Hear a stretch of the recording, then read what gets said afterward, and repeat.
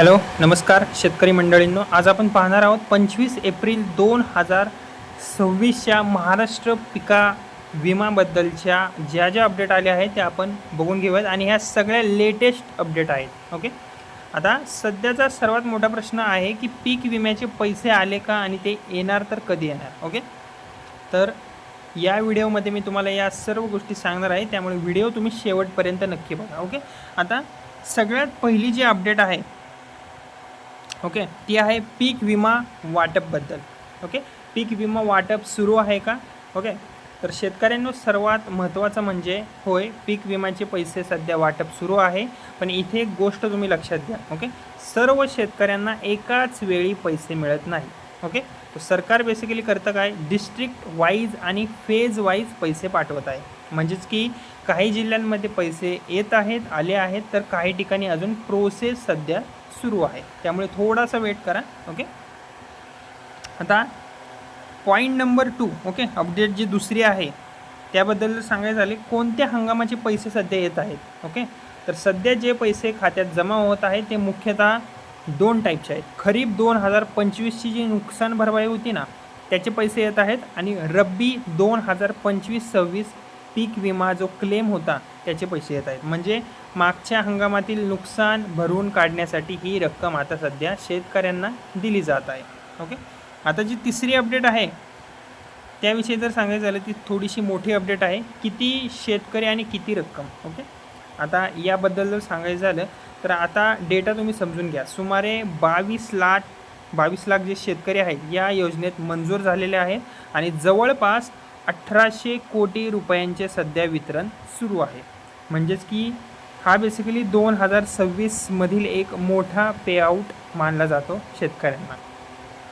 Okay, आता जी चौथी update आहे ती आहे पैसे खात्यात कधी येणार आणि येतात. ओके, आता सगळ्यात महत्त्वाचा प्रश्न आहे, क्लेम बेसिकली अप्रूव्ह झाल्यानंतर साधारणतः 7 ते 15 दिवसात पैसे तुमच्या खात्यात जमा होतात DBTद्वारे. ओके, पण काही कारणांमुळे डिले थोडासा होऊ शकतो. आता कोणकोणती कारणं असू शकतात त्यामुळे डिले, म्हणजेच की लेट होऊ शकतो पैसे यायला. ओके, बँकची तुमची जी प्रोसेस आहे ती स्लो असू शकते, त्यामुळे थोडा पैसे यायला वेळ लागू शकतो. आधार तुमचं लिंक नसणार. ओके, किंवा तुमची KYC इनकम्प्लीट असेल, तर या कारणांमुळे तुम्हाला थोडासा उशीर होणे सामान्य आहे. ओके, आता जी नंतरची अपडेट आहे ती आहे नवीन ऑनलाईन सिस्टमबद्दल. ओके, आता 2026मध्ये मोठा बदल झालेला आहे. आता पीक विमा पूर्णपणे डिजिटल ऑनलाईन झालेला आहे. तुम्ही आता तुमच्या मोबाईलवरूनच तुम्ही सगळं पाहू शकता. तुम्हाला टोटल क्लेम, एकूण रक्कम किती आलेली आहे, पेएबल क्लेम म्हणजेच मिळणारी रक्कम तुम्हाला किती आहे, आणि बॅलन्स क्लेम म्हणजे तुमची आता बाकी रक्कम किती आहे ते सुद्धा, या सगळ्या गोष्टी तुम्ही मोबाईलवरूनच पाहू शकता. यामुळे पूर्ण आता पारदर्शकता आलेली आहे. ओके, आता जी नंतरची अपडेट आहे ती आहे पैसे आले नाहीत तर काय करावे. ओके, जर तुमच्या खात्यात अजून पैसे नाही आले तर करायचे काय, तर घाबरू नका, हे नॉर्मल आहे. तुम्ही काय करा, सगळ्यात पहिल्यांदा ॲप्लिकेशन स्टेटस तुमचा चेक करा काय दाखवतो आहे. त्यानंतर आधार आणि बँक लिंक व्हेरीफाय एकदा करून घ्या नसेल केली तर, आणि हेल्पलाईन नंबर आहे त्याच्यावर तुम्ही संपर्क साधा आणि त्यांना प्रश्न विचारा. तो हेल्पलाईन नंबर आहे 144447.